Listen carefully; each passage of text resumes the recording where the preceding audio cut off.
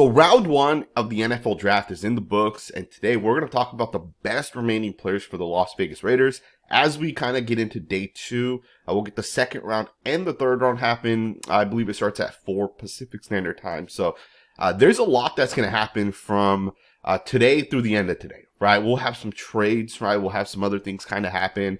Some team might trade for that first pick in the second round, and that's specifically probably going to be for quarterback Shador Sanders, who's definitely going to be the first player that, for me, if I'm the Las Vegas Raiders, you have to consider this guy, man. I know some people don't love Shador Sanders. Some people actually hate this guy, which is kind of crazy. Other people love him, right? And other people, Mel Kiper Jr. is a great example of this, thought he would go as the number 1 overall pick, right? And, you know, early on in the process, I felt the same way as well, right? I thought Shador Sanders was the number 1 overall pick. But as the season kind of started and we started to see Cam Ward and kind of how he started lighting it up in the offense that he played in, it was pretty clear Cam Ward would have been QB1, right? We pretty much knew that right away. But some people stuck with Shador, and some people were surprised to see Shador not only slip, but when the New York Giants traded back up into the first round, people were like, hey, is Shador Sanders about to get drafted to the Giants? And instead, the Giants took Jackson Dart. And it left a lot of people surprised. I don't think Shador Sanders is going to fall that much further, to be honest with you guys. I would not be surprised if the Cleveland Browns took him. They're on the clock right now, right? They have the 33rd overall pick. They're on the clock. Would not be surprised if Shador ends up with Cleveland. But if Cleveland does not take Shador, if I'm the Raiders, you have to realistically consider this guy. Yes, you can get a starting guard. You can get a starting wide receiver potentially still as well, right, in this draft. You can get a starting defensive lineman. But you can also get a starter that you can even develop at this point, right? One of the things that I've always felt like, hey, the Kansas City Chiefs did it with Patrick Mahomes. The Green Bay Packers did it for years, where you basically bring in a quarterback, let them sit, let them develop, and don't throw them into the mix. I always felt like that's the right way to develop a quarterback, and that's the right way to allow a guy to kind of build his confidence. You know, the first year for rookies to get into the NFL, it's always kind of everywhere, right? You're always kind of confused with everything that needs to happen. You do it once, you feel comfortable doing it in your second year. You do it a second year, third year, it's a breeze, right? And then in your third year, if that's the case for quarterbacks especially, I think that's the best case scenario, and that's how you kind of develop and put guys in the best position. If Shador Sanders is there, if I'm the Raiders, you have to consider taking him. But of course, Shador Sanders might not make your team immediately better. There's probably better players to do that for the Raiders. And let's talk about some of these guys. We're going to start with a couple of wide receivers that I think the Raiders should be all in on. And you know, one of the good things here is there's like 12 guys that we're going to talk about right now. And pretty much we're going to get one of these guys, right? Like there's not 12 picks in front of us. So Luther Burden, to me, you know, this guy was ranked by NFL scouts. Now, let's tell this story. Coming into the 2024 NFL season, the scouting agency that NFL teams use called Bledsoe, they had Luther Burden ranked as the number 1 prospect coming into 2024.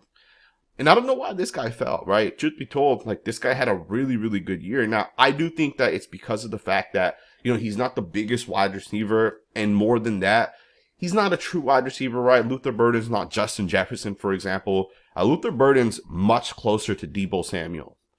And I don't think teams want those type of wide receivers, right? I think Deebo Samuel's kind of like a playmaker out there, right? He's a mix of a running back wide receiver. But if you're the Raiders, you know, yeah, you need a true X wide receiver. You need a guy that could kind of be a difference maker. But you already have Brock Bowers. And I think a guy like Luther Burden, you know, he doesn't have to be that true X wide receiver because you have Brock Bowers. Brock Bowers can be that true X. And then you can put Michael Mayer at tight end, for example.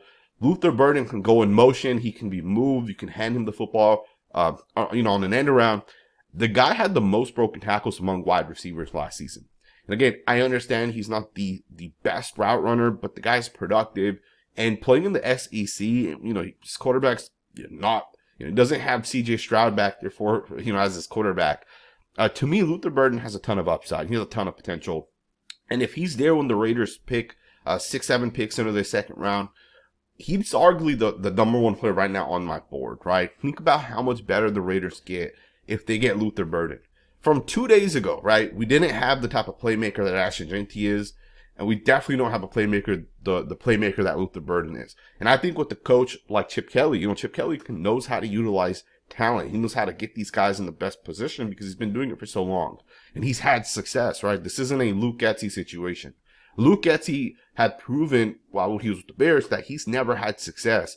And Chip Kelly's proven that he has had success, right? So Luther Burden's definitely a guy that I'm probably all over. There's two other guys that I really, really like that I'd be okay with as well. Isaiah Bond is one of them. The other I actually like a lot as well. It's going to be Kyle Williams out of Washington State. So we'll just talk about both of these guys. Kyle Williams, to me, similar to Luther Burden, in the sense that they're not super long and big as prospects, right? Kyle Williams is about 5'11" and a half.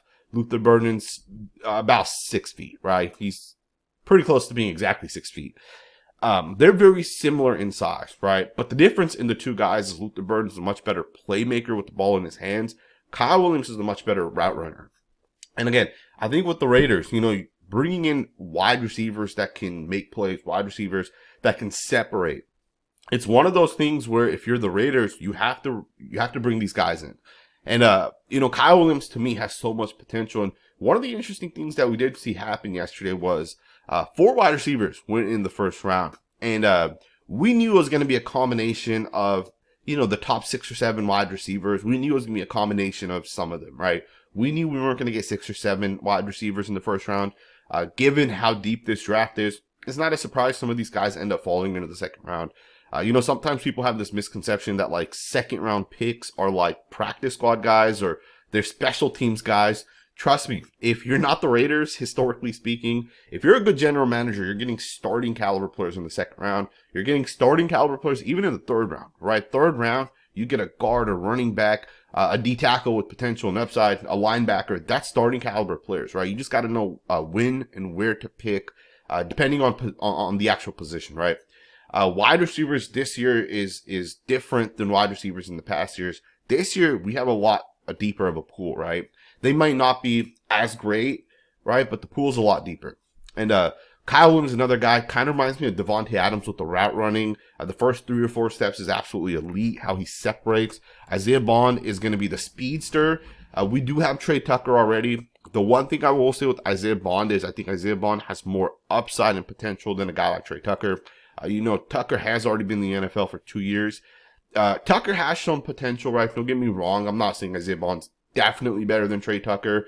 Tucker, I believe, was a 4th round pick. So, he was obviously ranked fairly high coming in. He may have actually been a 3rd round pick, so don't quote me. But Isaiah Bond's one of those guys where he's going to get into the NFL. I think he'll be picked in the top 15 picks of this next round. He's going to get into the NFL and, assuming the offensive coordinator knows how to use him right, he's going to have a lot of success. We saw Xavier Worthy also come from Texas. He went to the Chiefs. The Chiefs have a great offensive coordinator, specifically Andy Reid. I guess he's their head coach. They have a great play caller, and he knew how to use Xavier Worthy. And as soon as Worthy got comfortable in the NFL, you look at Xavier Worthy's stats in his last 8 games, including the Super Bowl.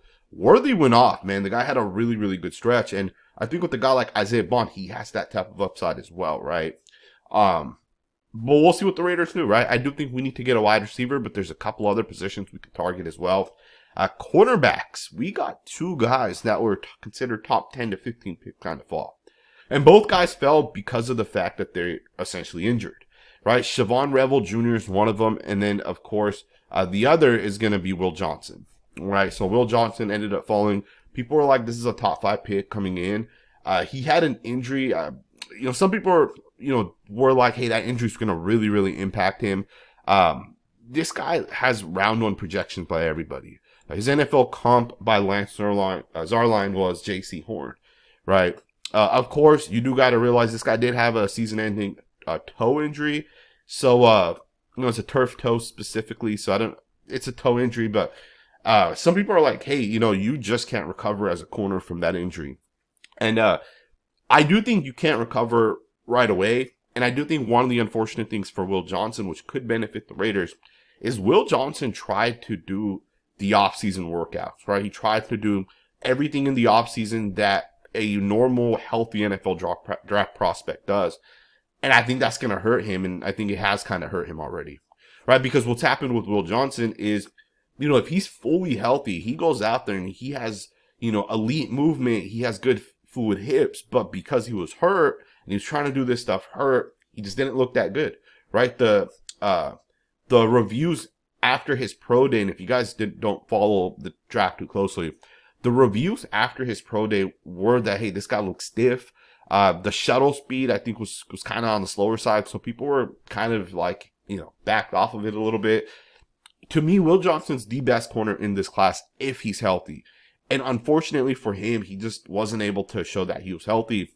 But remember, we had this happen last year with Quinion Mitchell, where he fell a little bit, right? I think he was a third corner taken. Look at him. He dominated in his first year in the NFL, right? If you're the Raiders and you want a cornerback that has elite potential, Will Johnson's the guy, man. If I'm the Raiders, if he's there on the board, which he may not be, I would go all in. I'd even be willing to trade up for Will Johnson.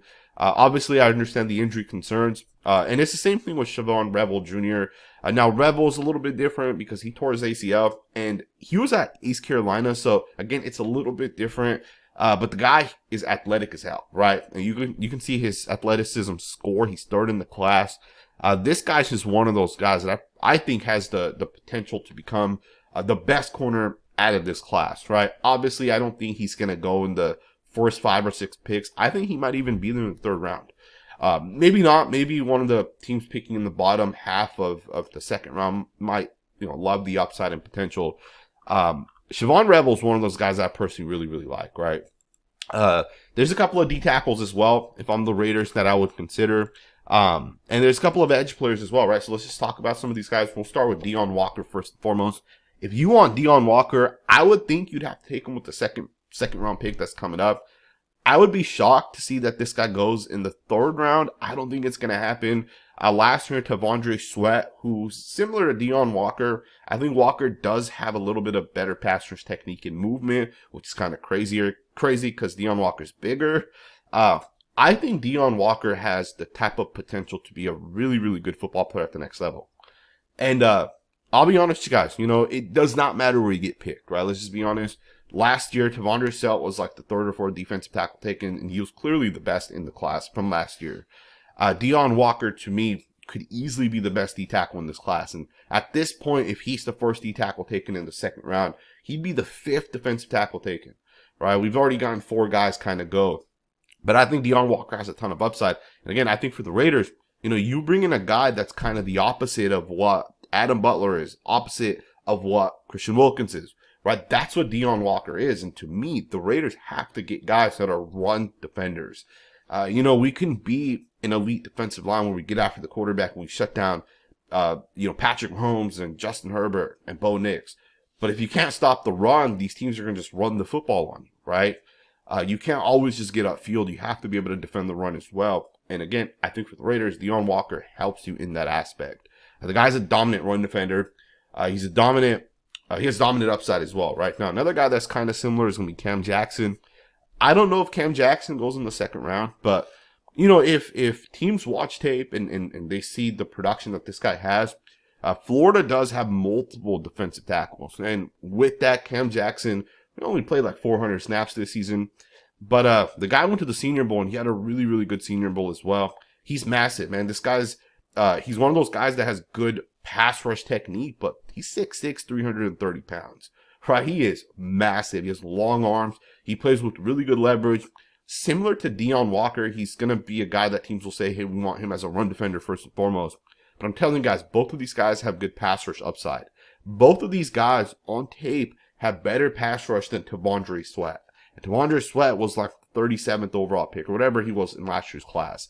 So to me, I think both of these two guys are going to get drafted in the second round. Cam Jackson may not. He might fall into the third round. But these are guys I'm targeting in the second and third round if I'm the Raiders, right? Even Deion Walker might be there in the third round. If I'm the Raiders, you got to bring one of these guys in. You can go a different route as well if you're the Raiders.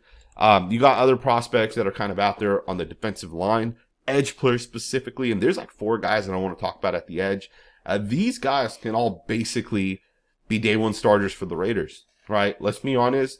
Malcolm Koonce right now has 1 year left with the Raiders. He's not going to sign with the Raiders next year, right? We talked about this with Trayvon Merrick when Trayvon Merrick was going into that final year. We talked about it with Nate Hobbs going into that final year. These guys are most likely not going to be with the Raiders again, right? You can probably pick one or two of them to bring them back. Malcolm Koonce was always going to be a free agent as well last year. And we knew we were going to lose some of these guys. One guy maybe out of those 3 or 4 guys would be brought back. Malcolm Koonce going into this next season will not be brought back. In my opinion, he just won't. We got multiple guys who are going to be up for extensions over the next couple of seasons. We got to pick and choose. We already have so much money invested in the D-line. We need guys to develop. And you know, obviously Tyree Wilson developing is going to be a part of what's going to happen with Malcolm. But I think if you're able to draft a guy that has, you know, a guy that has the ability to just be different for you, go out there and get that guy. Mike Green's one of those guys. Now, here's the thing with Mike Green. The guy had some assault cases happen. There's a report that it's happened 2 separate times. Once while he was in high school, once while he was in college. I think he was at Virginia. Don't quote me on that, where he got kicked out of college. And then he ended up at Marshall. And some teams have backed off of that because of that. So there's a chance this guy actually goes undrafted. I'd be surprised if that happens, but there is a slight chance it happens. No one really gives him a chance. Maybe someone takes him in the 6th or 7th round. This is arguably the best edge player in this class, though, from a production standpoint. Right? I don't want to get into all that other stuff, but just from a pure tape perspective, if a team feels like it's worth the risk to bring him in, maybe in the 2nd or 3rd round, even with the Raiders picking the 2nd round, I'd be cool with taking this guy, man. Mike Green, to me, he reminds me of Maxx Crosby, right? And I don't say that lightly. Right? I do not say that lightly because I know the type of pass rusher Maxx Crosby is. But I remember watching Maxx Crosby's tape, and I tweeted this while watching his tape. There's a tweet from like 2018, 2019 that you guys can check out on my Twitter. When I watched Maxx Crosby and I took like 6 clips, I said, hey, this is some of the best hand-to-hand pass rush technique. At that time, I called it hand-to-hand pass rush technique. I didn't really know what to call it, but it's the pass rush technique, right? It's using your hands. It's cross chopping. It's double hand swiping. It's single hand swiping, swim moves, rip moves, the hezzy move, right? Just the pass rush plan that a guy has, right? Maxx Crosby was one of the best I had seen coming out of college. Now, Malcolm Koonce wasn't that far away from even Maxx, right? That's why I love Malcolm since pretty much his rookie year, right? And I've been predicting this guy's going to be a top tier pass rusher. But Mike Green has that type of potential as well. And I think he'll be legit as hell in the NFL. Him and James Pierce ended up obviously getting drafted to the Falcons. I watched Pierce's tape again last night at a film breakdown on the Football Scout channel. Pierce is going to be elite, man. Top 5 guy. I'd be surprised if he's not. If he loves football and he doesn't have any other issues kind of happen and he gets coached right, he's a top 5 guy. Mike Green has top 10 potential as well, right? So if you're the Raiders, you got to realistically think about it. He's my number 1 target on the D-line going into the 2nd round. Donavan Askew, another guy coming out of Boston College. This guy has pretty good pass rush technique as well. He kind of reminds me of, like a cross of Malcolm Koonce and Nolan Smith. He has good bend, right? He has some good outside pass rush moves, right? Like he'll fake inside, he'll swipe outside, or he'll cross chop outside. So he has good pass rush moves. He's not the perfect prospect, but I do think that he has a lot of potential. I'm not sure if he's a 2nd round pick, to be honest, because he's 6'2.5". I think some people will hold that height against him a little bit, but he's a guy I would consider on day 2. I wouldn't be mad if we took him in the 2nd round. I think he has a ton of upside, but if we can get him in the 3rd round, that would be ideal. JT Taumaloa at Ohio State's another guy that I personally like. I like this guy more than like Jack Sawyer. Jack Sawyer is the other guy that they have. I think JT should be drafted in the next 15 picks. I'd be surprised if he's not. He's definitely a guy that I'd be all over. Landon Jackson's another guy. Jackson's, he's interesting because Jackson himself, when asked, hey, who do you model your game after? Whose tape do you watch? He said, I watch Maxx Crosby, right? He goes, I watch a lot of Maxx Crosby tape. This guy's motivated to be great, right? And sometimes you want those guys on your team, right? Maxx Crosby's motivated to be great. Christian Wilkins is motivated to be great, right? Not every guy is. Not every single player is motivated to be great. And to me, if you're the Raiders, why not bring in someone like that? And this is a 2nd round pick for sure. I don't think he gets into the 3rd round. But for the Raiders, again, all of these guys, right? Like, think about it. Luther Burden, Kyle Williams, Landon Jackson, Will Johnson. That's 5 players right there, right? We pick with the 6th pick in the 2nd round. That means one of these guys is going to be available. You're going to get a difference maker, a day 1 starter. Pretty much every guy that we've looked at in this video is a day 1 starter. JT Taumaloa, maybe he's not a day 1 starter. But JT has better tape than Tyree Wilson, in my opinion, right? So think about that. And he's available in the second round right now. Landon Jackson's better tape than Tyree Wilson. He's available in the second round. Landon Jackson, 6'6". His first step's not super explosive, but this guy makes it up with his football awareness and IQ, right? He's like Maxx Crosby smart. Right? Maxx Crosby's the smartest player out there on the field. Jackson kind of has that as well. So I think him paired up with Maxx would give the Raiders a top 5 edge rush duo. Not that we can't have that with Maxx and some combination of Malcolm and Tyree, but Malcolm's most likely not going to come back, and then Tyree most likely is not going to develop anything more than what we've already kind of seen. But we will hold the reservation until the end of this season. The final guy at the edge position I want to talk about, Braden Swinson. I think this guy's going to be arguably one of the top pass rushers in this class as well. This guy coming out of LSU, a lot of people haven't really talked about this guy during the draft process. He's kind of flown under the radar. We've heard a lot about guys like, Abdul Carter and James Peters and Mike Green. Even Landon Jackson's been talked about a lot, right? And then the Ohio State guys have as well. Braden Swinson, you almost never hear about this guy. In fact, I'm sure half of you guys watching this video did not know who this guy is. Maybe you heard me talk about him in the past, but a lot of people don't know who this guy is, right? I was talking to my brother yesterday, and he was a guy, Swinson was a guy that I told my brother about. He's like, who the hell is this guy, right? And that happens often, right? Some people don't even know who, like, Calvin Banks is, for example. But Swinson's one of those guys that has huge potential as well, right? And he's a much more fine pass rusher than the other guys. So he's 6'4". He has good pass rush technique. I'd argue he has the best pass rush among the guys that are available right now. Mike Green's probably better, but Swinson's right underneath Mike Green, right? There's a lot of edge players left, and that was the sweet thing with this class. There was probably like a total of like 12 edge players, and there's other guys that I didn't really bring up in this video. There's probably like 12 edge players that are going to be good edge players in the NFL, productive players. There'll be like 7, 8, 9, 10 sack guys in the NFL. I think Swinson's going to be one of those guys. So again, if I'm the Raiders, I'm considering it. Let's talk offensive lineman to wrap it up. Jaylen Rivers is available. I'm taking this guy, man, in the second round. I don't know how far this guy's going to end up falling, but Jaylen Rivers went to the Senior Bowl nominated. This guy has the potential, and I don't even know if it's potential. Right? I just put it out there. I think this guy's going to be the best guard out of this class. I know Tyler Booker's solid, Donovan Jackson's solid. Gray Zabel will probably play guard, probably play center for the Seahawks. We'll see. He might play guard as well. But I think Jaylen Rivers could easily be the best guy, and he went to the Senior Bowl and dominated. And I was surprised he did not get the award for being the best offensive lineman at the Senior Bowl. Instead, Josh Connerly Jr. got it.